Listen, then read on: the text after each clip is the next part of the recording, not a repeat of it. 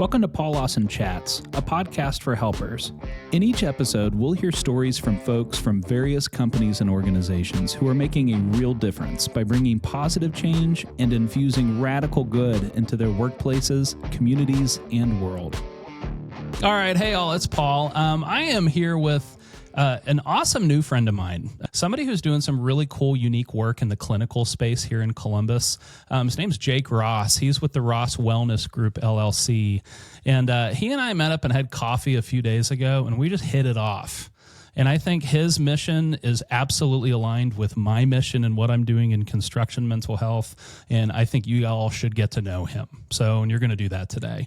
So, Jake, how are you? Doing well, Paul. Thanks so much for having me. I could not agree more on hitting it off over one cup of coffee, and I'm super excited to be here and chat with you tonight. Yeah, dude. Oh, man, it's awesome. And we're doing this in the evening. We both have kids, so we went into, dad duty and do our thing, and then now we're up here chatting mental health. It's going to be awesome. Jake, I got connected to you through a mutual acquaintance whose name is Dino Tripodis, who happens to be a shared friend of ours. And he and I, we grab coffee all the time, and he would just keep saying, like, you've got to meet Jake. You've got to meet Jake. And after a point, I was just like, I got to meet Jake. Okay. And so you and I had coffee for the first time a few days ago. We shared stories, and, you shared your story about how you got into the clinical space and doing the mental health work that you do. And it's incredible. And I want people to know about that. So you are a licensed independent clinical social worker. All right. That's awesome. You were the first clinician that I've had on this show. I did not realize that. Now I feel super honored. First clinician. You are kicking off the conversation in the clinical world around this. And this is really exciting to me because for the most part, a lot of my conversations are centered around advocacy. For a lot of us advocates, peers, these folks who aren't in the clinical world, I think it's actually really important for us to have this dialogue between folks who are not clinical and folks who are clinical. I hope I'm pointing at this in the right way when the video actually posts. Because the whole point is that the advocacy folks are a little more boots on the ground all the time, but the clinical world, you guys are the ones with the study and with the knowledge to help people really dig below the surface, and that's the way I explain it out on job sites. It's like, hey, I'm not a doctor or a therapist. I'm an advocate. I'm here to support you. My job is to hopefully point you and advocate for the clinical world and get you connected to it, so that you can get that long-term support So to me, this conversation today, I'm really excited about this because it's exploring some new ground that I haven't explored yet on this show. And I think that's, it's exciting. Yeah, I love that so much. And, I think that that mixture between the clinical and the advocacy piece is so important. And that's why I'm so excited to be connected with you. Yeah, it's good. And I think it plays into your mission and what you're trying to do. And I think this is going to be awesome. So give us a little bit of your background and your upbringing. How did you get into all of this? Yeah, it was a winding road for sure. I was born and raised here in Central Ohio in Westerville, grew up with both parents in my household, really did not want for much, did not struggle for much throughout my life. First turning point came when I was 7. My best friend, my grandfather, my pawpaw, died by suicide. And, my family tried to support me with that loss. But I woke up one day, he was no longer here. I didn't understand. And no one had the right words to tell me to get me to understand. Right. So it was at that point I start to realize now that things started to shift a little bit for me. So I continued to go through childhood. I had little blips here and there. I really struggled going back to school right after losing him. Ended up, getting kind of back to quote unquote normal for a while. And then towards the end of high school, I had this opportunity to go out into New Jersey and intern at a residential facility for adolescent boys. And I went out there, I walked in and I saw a bunch of kids about my age, maybe a little younger, doing a lot of the stuff that I was doing with a different deck of cards to play with, right? They didn't have the parents with the resources to tell them to knock it off or to make sure that they weren't getting into bigger trouble. And instead, they were living in a locked facility where people were watching them 24/7, telling them what to do, and, really determining what their next step in life was. And Wow. it's my introduction to the field of social work, but really it was my introduction to the world of we are all dealt these different decks, hands of cards in the moment, and we might not know how to play them. We might play them differently than others, but we got to figure it out. And, I think it really got me to start challenging not what's wrong with these kids to get them here, but what happened, right? What are they going through? I think when Yeah. you start to unpack those stories, these behaviors that seemed way out of left field or off the wall start to make a lot more sense. And now, many, many years later, I'm realizing that that was kind of my experience as well, right? A lot of those behaviors I was having as a kiddo, extra sensitivity, difficulty expressing emotions, eventually getting to some substance numbing of bigger feelings was Sure. really all related to those parts of my story. Yeah. And then that led me to getting my bachelor's and master's in social work down in West Virginia in the heart of Appalachia, Marshall University, we are, and Concord University down in the southern portion. And I Mhm. really had a chance to start to get to know that culture, start to learn more about social work, learn more about myself, and meet my wonderful wife. And then we moved back here to Columbus, which is when another big part of my story happens. Oh, 2017. I was rear-ended by a semi, and I was on 270. If you're familiar with Central Ohio, you know oh, where I'm any of talking my about. Columbus friends, the mess of 270, that whole area. Oh yeah. Yeah. Well acquainted. Yes. So right there at 70 and 270, and stopped in some traffic, and I got rear-ended by a semi who was going 65 miles per hour and drove through my car, was the wording on the police report. Oh, Absolute game changer of a moment. I'd worked in a trauma one medical hospital, and I had seen accidents like mine come in as clients, as patients, and now I'm the patient. you are one. Yeah, I remember waking up in the hospital room, remember seeing my wife. I remember asking for a sandwich. I was starving, and she said, "Wait, are you here now?" And I had been sitting there repeating the same sentence for some period of time when she was thinking, "What the heck is going on?" And I had some Yeah. scrapes. I've got some chronic back and neck pain. I hit my head pretty hard, but something was different. I couldn't think the way that I used to. I couldn't respond the way that I used to. I couldn't deal with situations the way that I used to. And ultimately, that culminated with me ending up in a psychiatric hospital, locked up against my will for Yeah. about 96 hours because I was struggling with some suicidal ideation. Wow. Really tough part of my story. Still, it's a harder Jeez. part of my story to talk about than most. But Sure. I never envisioned being on that side of we call them a pink slip, we call them a Baker Act, we call them a 5150, depending on Yeah. where we're coming from and where we're working. But I didn't expect to be on that side, and it really opened my eyes to wait a second. I've got seven, because it took me 5 to get my bachelor's, 7 years of social work education. Mhm. I've got 10 plus years of experience in the field, but I can't use the skills that I teach others to manage my own mental health. And that Oh was my really gosh. my Yeah. unlock moment of it's not always about what you have in the toolkit or what you've been taught, but rather how you deal with it, how you understand yourself, how you look at others for support, and how you get through those difficult times. Yeah. Oh my gosh. Wow. Yeah. Oh, where do I start? Okay. So you were in the clinical field, you were doing this work, you moved to Columbus.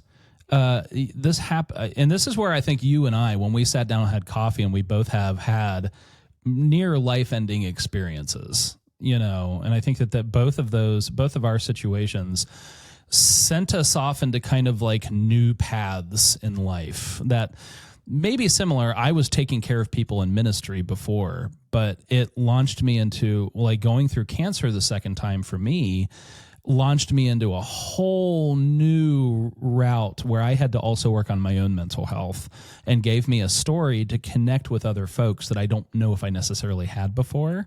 And for you, like what you just said, like you suddenly were in a situation where you're like, oh my gosh, all the tools that I had in my back pocket that I would be giving to other people and using for other people, I'm finding that I'm the person now in need of those tools for myself. And that's such a huge shift, you know? I mean, I think probably.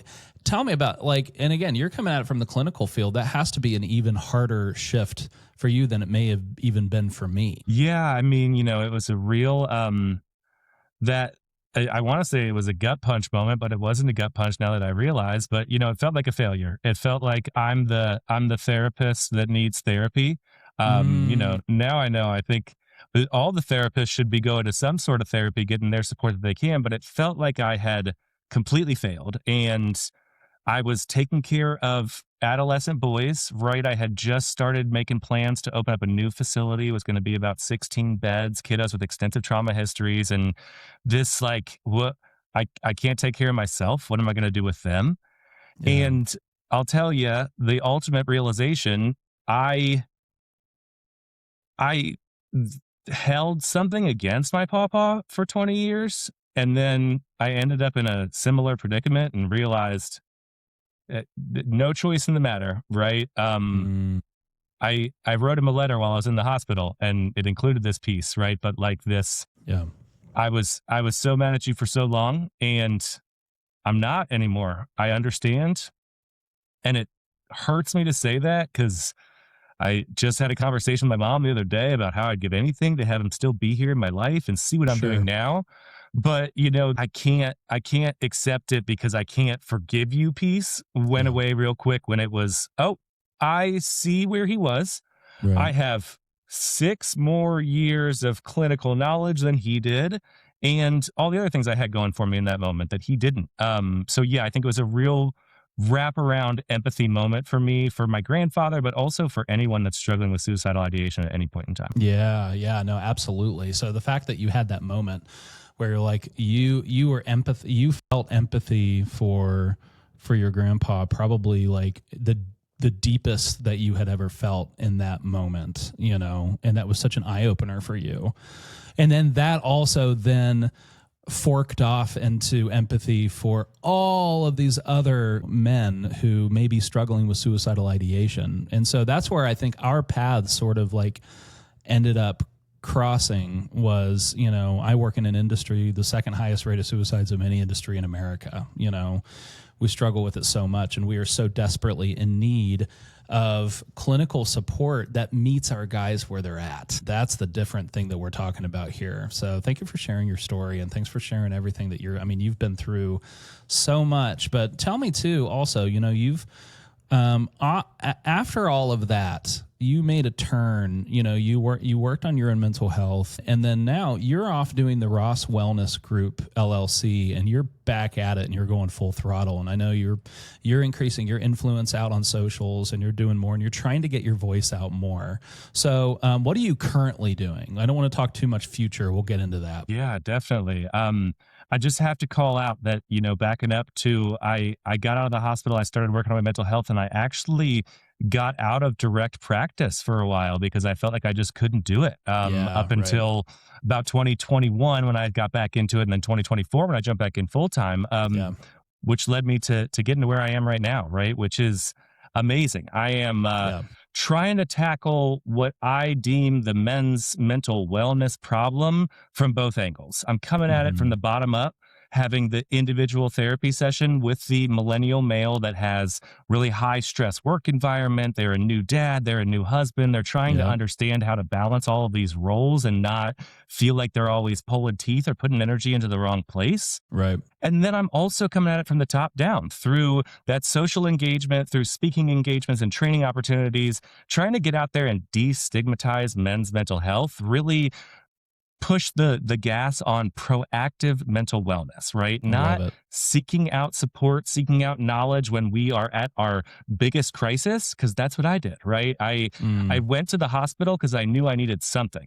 I didn't think I needed 4 nights in the hospital, and I'll still go back and forth on whether that's what I really needed in that moment, but I knew I needed something, and it was because for 20 years I did not do any proactive work to figure out where I was and what was going on. Wow. So 20 years. And this is while you were in the clinical field and everything, right?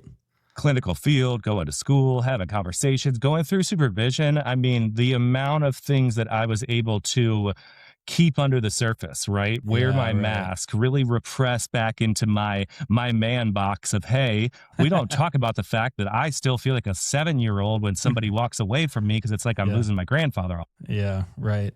I think you're hitting on something interesting because it's like, how many folks, to me, it's a cautionary tale for the people who take care of people and go learn how to take care of people, that like, how many of us are taking care of ourselves for real? Like, for genuinely for real, are we taking care of ourselves? Like, are we seeing a therapist? Are we taking care of our well-being? I'll be absolutely, completely transparent and honest. Ever since diving into the well-being world, it's not even necessarily that like my well-being has like suffered. It's that, but I'm finding it takes extra discipline to take care of myself in the midst of this. Like, it's a hard thing to keep front and center. Yeah. I could not agree more. And, I actually have a training topic around this that I love so much because it's self-care and ethics for the helping professionals. There you And I'll go. tell you, That's good. 18, 19-year-old to 27, 28-year-old Jake thought that he was ethical because he never stopped, right? In Right. that season of life when I was trying to start up a residential and I ended up in a hospital, I had 15 teenagers living in a building I was responsible for. So it made sense to me that, you know, 16, 17, 18 hours of my day to day would be focused on thinking about them. But Yeah. what was really happening is that I was constantly in survival mode. I was showing up as a shell of myself, and I was slowly losing everything, every bit of energy that I had, and everything that mattered around me. Yeah. So, this workshop really lets me pull from that story and put the juxtaposition in there, right? It's a Yeah. struggle as a private practice owner and sole therapist. When I wake up at 7 and I've got a session at 8 and I'm not feeling like I can bring 100%, I have to ask myself, am I doing what's best for my client here? Right. And Yeah. the answers are a rock and a hard place. Am I going to show up as 92% of myself, or am I going to ask them to reschedule when I don't know what's going on in their lives? Right. So Yeah. that's led me to having a real good toolbox of, I think I got 92%. Can I get another 8% in this hour before I go show up? Because Right. the ethical thing is not to power through. The ethical thing is to make sure I bring my best self into that session. Yeah. That's good. That's really good. That's something for all of us to, I think, who are caring for people a lot to really practice and learn. That is so good. So what made you want to, like, out of everything from the catalyst of your life with losing your grandfather to suicide, and then also almost losing your own life in a horrible accident, all of this has led into this mission of focusing on men's mental health, which, fun little fact, I went out onto Man Therapy's website, which, if anybody doesn't know Man Therapy, go back to my episode with Dino Tripodis, who is the Ohio ambassador for Man Therapy, which is a nonprofit out of the University of Maryland, that focuses on men's mental health and doing it in a funny way, and really getting good resources out there. But, okay, that's my commercial for Man Therapy. On Man Therapy's website, there is a counselor search that you can do by state. And in the state of Ohio, and I don't know how populated this thing is. I don't know it's like how deep it is, but if I type in Ohio counselor, Jake Ross pops up. That's a neat thing. I actually think that that's really cool that that's a feature on Man Therapy's website, because like it's so guys can go out there and look for clinical support locally, like in their state. So that's a total side fun little thing I saw the other day when I was going around on their website. What made you want to focus on men's mental health, and what do you think are the current challenges with men's mental health right now? It's a very broad question.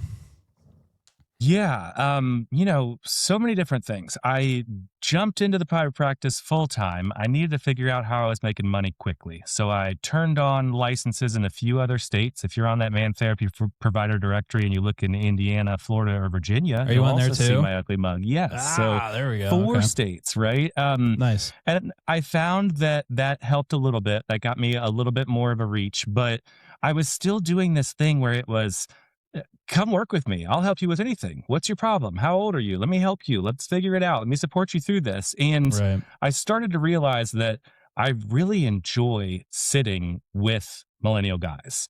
Yeah. I'm a millennial guy, so I'm used to it. Those 17-year-olds that I fell in love with this field when I first met are now millennial guys because they've been aging at the same rate that I have, right?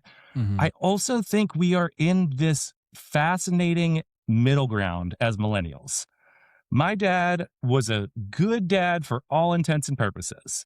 He did not talk to me about real difficult emotional things. He was not the person I was going to when my girlfriend cheated on me and I felt like my heart was breaking. And Yeah. I want to be that for my son. Hopefully I Sure. don't have to do it for a while, but I want him to know that it's a safe space to come here. And I don't think my dad ever consciously said, suck it up and deal. Emotions don't matter. I think the societal expectations that he had from his dad got carried down to me, right? Sure. So Right. I started to realize that there's a lot of guys like me, guys who got degrees, have jobs, married, kids, friends, social circle, right? From the outside, everything looks fine. But Yeah. man, if you could see what was going on the inside, you'd Yeah. really wonder why does he even do it every day? Yeah. Why does he put that all aside to get here? And Yeah. it just made me really passionate about figuring out how to help guys like me decode that system, Oh, figure that's out, good. yeah, why are the things that are happening inside them happening? Some of them we're going to have forever. We got to carry them around with us, right? We can figure Right. out different ways to manage them. But others, what if we really challenge it? Yeah.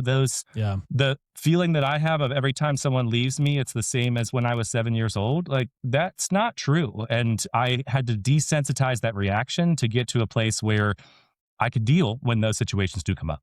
Yeah, that's good. That's good. So what you're seeing, and kind of like, to me, the foundation of your mission of trying to get in here and really like take men's mental health and just like take it really further, is getting back to this idea that we've got a lot of guys who have grown up with no healthy conversations around emotions.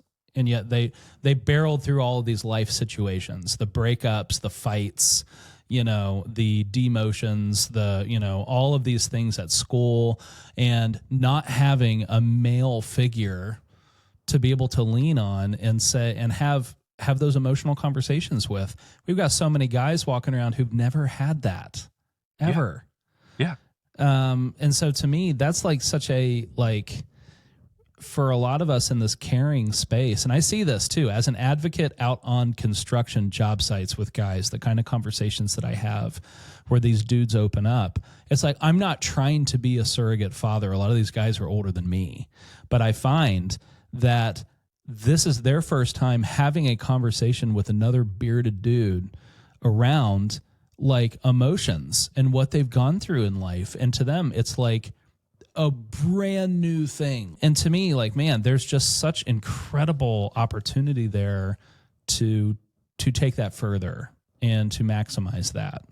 And that's where it's like, when you and I sat down and had coffee talking about that, we're like, oh man, what does that look like? What does that look like? Again, I'm thinking of it from the advocacy space.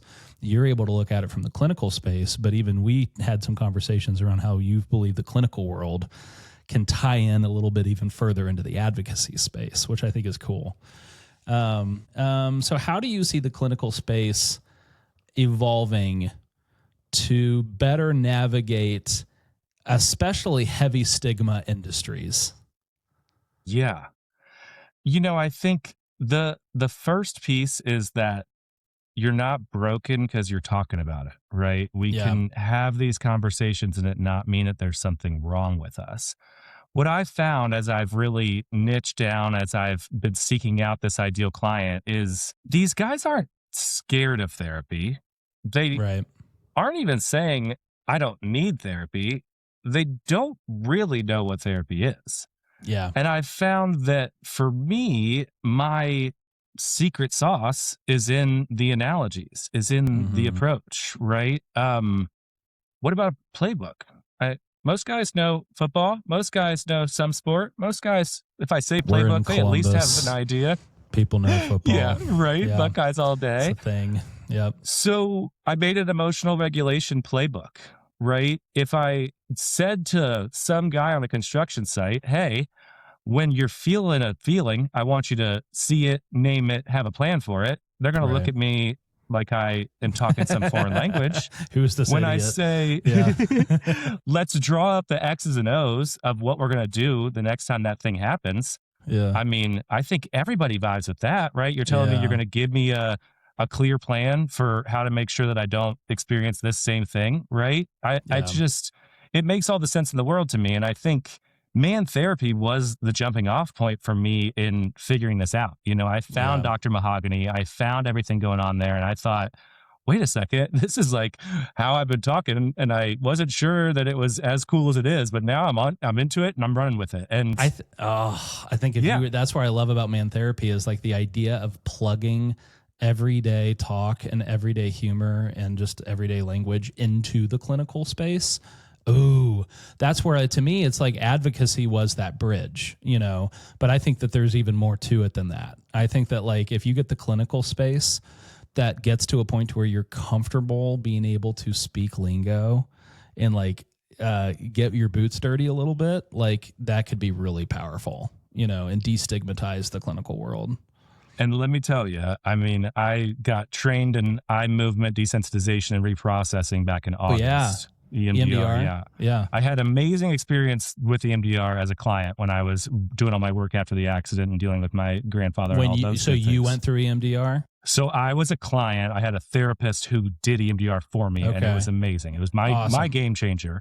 And I finally found a way to go get trained in it. And now I have seen the opportunity for all of these parallels in the EMDR system Wow. with anything that folks do, but especially construction, right? One of the biggest pieces of what we do when we're preparing for EMDR processing is that we build a container, right? And this process of containment, having a space where I can go put my thoughts, put my feelings, put my self talk related to a really stressful situation and know that they're going to be safe there and that I can come back and get them, right? Yeah. I see so many analogies with blueprints, with architecture, with pouring concrete that I'm sure I can make a bunch of containers with a bunch of the people that you all work with. The Connex box. Anybody in construction, you know exactly what I just said. A Connex box is, it's the giant shipping containers off to the side that carry all your tools, and you can go in and store stuff. Yeah. There you go. And, you know, I'm sure that folks listening to this are thinking, I don't do that. I don't need that container. Right. But tell me you didn't have a 11 o'clock at night. I'm thinking about that thing I got to do in a week, or I'm running back through that interaction I had earlier today. The amount of energy that I used to expend on those things in the time I was supposed to be taking care of myself, mind boggling. Oh my gosh, that's true. So can you give a quick rundown just for anybody who doesn't know? What is EMDR? I'll tell you, it's the most fascinating thing I have ever learned about as a clinician. Sure. And the more that I talk about it, the more I feel like it's just got to be voodoo. It's a very interesting therapeutic technique that really looks at the neural networks that we have inside of us and how we process information, how our bodies process information. So Yeah. what we do is you tell me about some negative belief you have about yourself, right? I think that I'm bad. I just feel like I'm bad. And then you start telling me about what experiences did you have in your life that made you feel that way? Oh, I got laid off from that job. Oh, that girlfriend dumped me. Oh, when I was 13, something happened with my parents. Oh, and when I was 5. When I was 5, I came home and had that situation. I had these feelings a lot of those Yeah. sensations. And we identify, okay, we've got this neural map, right? So we're going to go desensitize those feelings through processing. So we sit down and I either move my fingers in front of your eyes back and forth. I have a system that I use on the computer if we're doing it virtually, or I have these tappers that you put in your hands if we're doing it in person. And what that does is it stimulates you bilaterally and allows kind of half of your brain to get focused on this stimulation while the other half goes back and reprocesses that memory in a different way. Wow. It's so amazing. Sure. It's just so fascinating. But when I first experienced EMDR, my understanding was that it was for these big T traumatic experiences, right? Yeah, Getting hit right. by the semi. What I have found is it really works for any kind of blocking belief that has a pattern of memories, has a pattern of experiences. Those Yeah. times where you walk into a situation and you're overwhelmed with a sensation, with a feeling in your body, and you don't know why, right? It happens to me every time I get in front of a group of 20 or more people to speak. And I start thinking, I'm going to fumble through my words. I'm going to say something that is wrong and illegal. And I desensitize that, right? I Sure. try to use my skills to go contain those feelings and give the speech, because at the end of the day, I know I'm going to do it well. And I just don't need that visceral reaction to start. Yeah, that's good. That's good. And I was asking that both as I have still not done a deep dive research on EMDR. I haven't personally gone through it. I know people in construction who have gone through it, and it was revolutionary for them, like absolutely game changing. And I find it fascinating. Anything that, and that's the thing with this is like advocacy has its own lane that intentionally we did not go to school to do a deep dive on brain science and all of that stuff and chemistry and of the body, but we have this ability to go in and be basically, like, for a lack of better term, sorry to bring in the faith world, but missionaries out on job sites or out in warehouses or out wherever these workers are and get to know them on the ground, and then help take our experiences, which are positive towards the clinical world, and then make those connection points. That to me is like this marriage of advocacy in the clinical space is just so necessary. And to me, that's like, I don't know whether it's a marriage that has been highlighted or really been like cultivated over the last, I don't know, ever. But like, to me, it's definitely part of like the revolution for these industries that need help and need work around this. So yeah, thank you for sharing about EMDR. That's cool. And I'm hoping that people, if everybody's ever been on the fringes of checking it out, go talk to somebody about it. So how Paul, go. How about it? That advocacy linkage and just going from EMDR to that really just brings up a whole different part of my approach that I want to call out. And that's, I was trained in cognitive behavioral therapy when I was getting my degrees, and I've done motivational interviewing training. I've done solution focused training, and then now this big EMDR one. And throughout all this, I'm thinking, am I a cognitive behavioral therapist? Am I an EMDR therapist? And now that I have all of these random different letters of modalities, I've realized that I'm a relational therapist. The number one predictor of successful outcomes in the therapy room is the therapeutic relationship between the client and the therapist. So I love EMDR. I love CBT. I love all these things, and they're great tools. But what I hang my hat on is I'm going to prioritize building a good collaborative relationship with you. Yeah. And I think that also speaks to men and maybe also the blue collar population. Totally. 100%. I agree. And I think that gets into, to me, how do you see industries like construction better connecting with the clinical field? Like, how can, I've been preaching advocacy for so long now. Like, what would you preach to the clinical space as far as getting connected into the blue collar space? Yeah, I think it is really this pivot to mental wellness. I don't know as much about the construction field as I wish I did, but I'm assuming there's some type of process for you got to show that you are physically fit to do a job at any given point in time, whether you're getting hired for a new job, you're being sent to a new contract, you suffer an injury on the job site. Like, that's probably a pretty part and parcel with the field. Is that right? Totally. Absolutely. Yeah, no, there's checks for that. And I mean, if somebody gets injured, like, they have to get a clear for work, from their doctor. And, there's, I'd say there's parallels for that for sure. Yeah. And, I was just having this conversation with a colleague. We all go and get our annual physical from our PCP, but we don't do any annual. Can you just make sure I'm not suffering from some really big mental health situation that I need to be addressing? Mm-hmm. And, I really wonder, what would it be like if we did? We talk about fields like construction and this high prevalence of suicidality, and there's got to be some correlation, right? So why aren't we throwing in a check and balance earlier? But the other part of that is that we still have the stigma, right? I can say, go talk to this guy. He's just going to ask you a few questions, do a little checkup from the neck up. But I'm thinking, wait, is my buddy that I'm going out for beers with later going to hear about it? Is my boss going to hear about it and decide that because I'm anxious about whether or not I can complete this project, that maybe I don't need to work here? There's so much that is whittled in there. But I think if we're talking about it early and often, I envision a world where all men, including those working in construction, Yeah. are Yeah. fine with saying, you know what, I woke up today and man, I don't have it like I had it yesterday. I don't know what's going on. Or I can't stop thinking about this thing. Or I'm having feelings of maybe it'd be easier if I didn't wake up tomorrow. If we all knew we had a trusted person that we could say that to on the job site, in our support system, and we wouldn't have negative consequences, I think it would go a long way. Yeah, for sure. No, that's really good. That's good. It's so for a long time, if we lost somebody, if we went through some kind of like traumatic loss on a job site, whether somebody OD'd or somebody died by suicide, typically contractors will hire a counselor to come out on site and hang out in a trailer.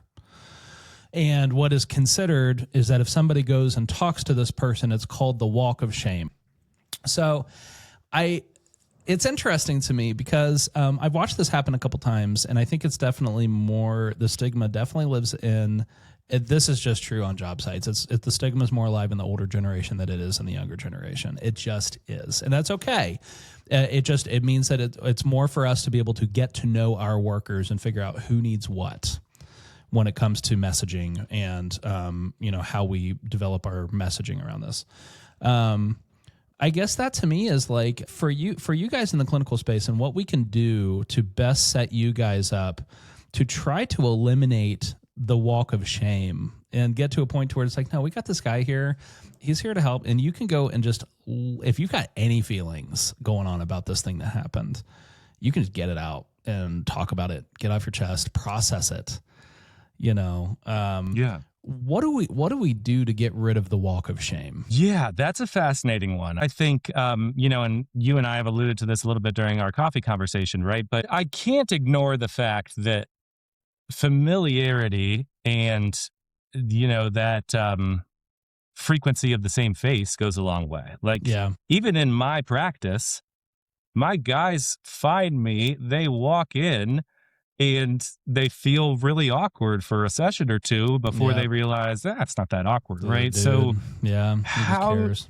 yeah. And how do you, is it that there's a group of folks that all belong to the same org that keep showing their faces more frequently? I think there's also this opportunity of, can the clinical side have more conversations with a smaller group of supervisors, of advocates, of special, mental health first aid team on the site, right? And then leadership buy-in.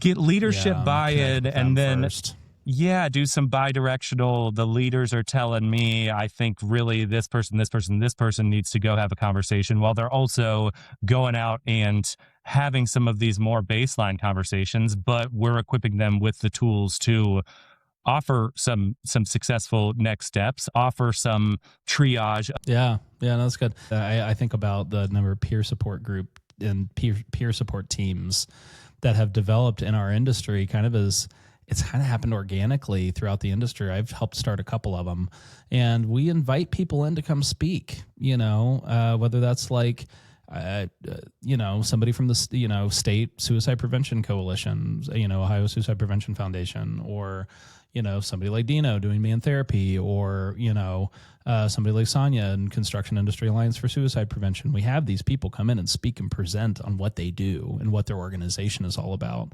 What does it look like to have a licensed clinical social worker or a therapist come in and do a quick talk and say, hey, guess what, everybody? This thing that everybody's stigmatized around, this is a dude, and he's here, and he cares for you, and he's going to say words, and his words are not weird. He is a human being. He has a family and kids.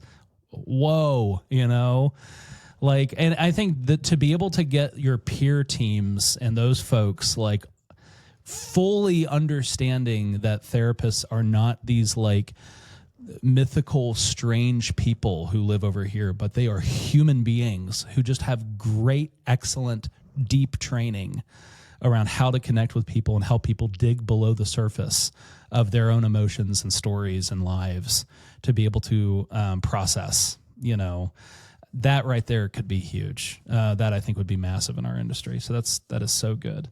So what is all right, so let's wrap with this question. I always like to look forward to the future. I always like to end on vision. Yeah. What does the future look like for men's mental health? I think it looks bright. I think,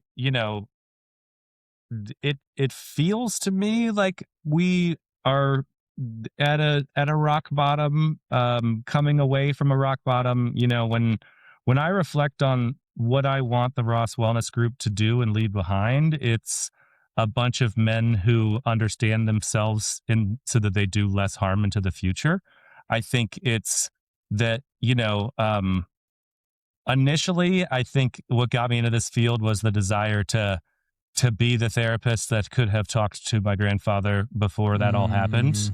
And now I think it's also to be the therapist that could have been there for me before I got to this point. Wow. And, to be the dad to Charlie that makes sure that he doesn't end up here. And hopefully that he wants to preach all this as much as I do, right? But sure. I envision a future where we're not afraid to say that we're struggling.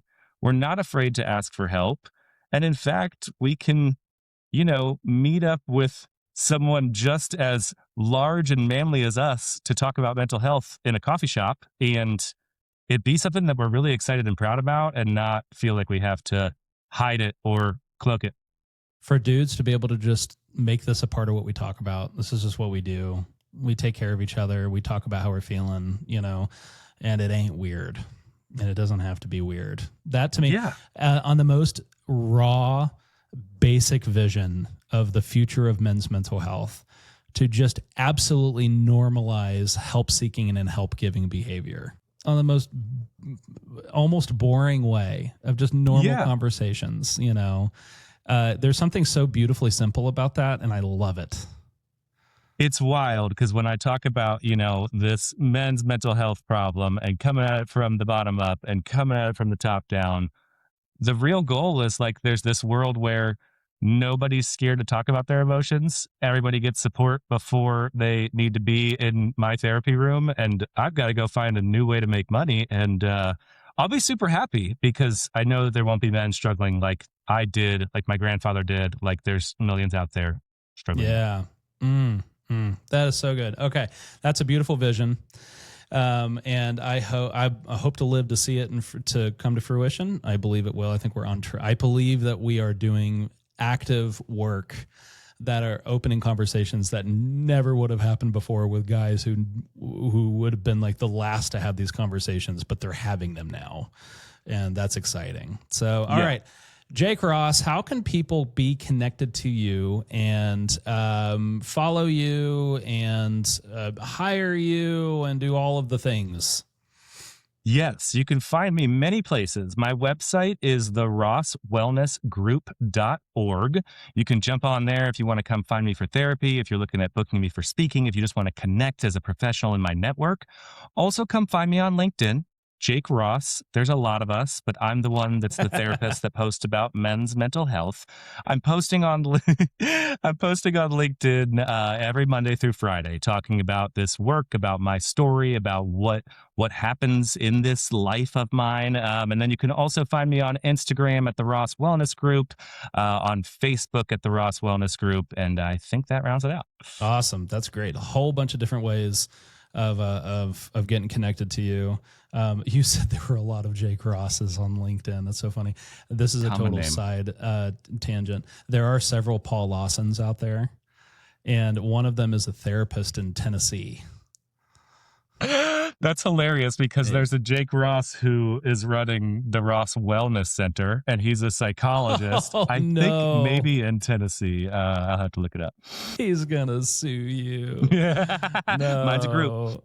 That's right. It's different. So, all right. Thank you for being on today. I appreciate you so much, and I appreciate the work that you're doing. And I just think your story is incredible. I'm happy you're alive. I'm happy you're here. And I'm happy with the mission that you are diving into. I'm happy that it is right in line with the work that I'm doing in construction. And I'm looking forward to doing some cool stuff with you. Thank you so much for having me. Thank you for reaching out to me. I too sat with Dino multiple times. When he's 10 days or however long it's been, I have only been even more energized for all this stuff. I'm very thankful that you are still here, and so thankful our paths have crossed. We got some cool stuff coming up. It's going to be awesome. All right. So, and all of you all who tuned in today, thank you so much for listening to Paul Lawson Chats, and we will catch you on the next episode. See ya.